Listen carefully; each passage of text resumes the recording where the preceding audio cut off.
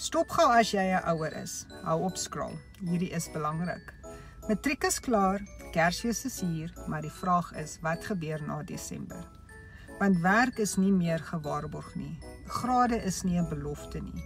En om by die huis te sit is nie die toekoms wat ons vir ons kinders wil hê nie. Hierdie jaar kies meer ouers iets anders. Nie nog 'n gadget nie, nie nog 'n paar skoene nie, maar 'n regte geleentheid.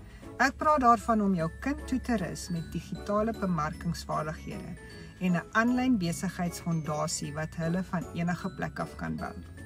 Dit is nie 'n werkaanbod nie, dit is 'n belegging, 'n vaardigheid, 'n mindset, 'n manier om inkomste te verdien in die digitale wêreld. Wat het hulle nodig? 'n Foon, 'n paar uur per dag en die bereidwilligheid om te begin. As jy 'n ouer is wat meer wil hê as net gelukkige Kersfees, as jy selfvertroue, inkomstepotensiaal en 'n toekoms vir jou kind wil hê. Kommentaar info of stuur vir my 'n boodskap. Kom ons stel hulle op vir 2026 en verder. Moenie net 'n geskenk gee nie, gee vir hulle 'n voorsprong in die lewe.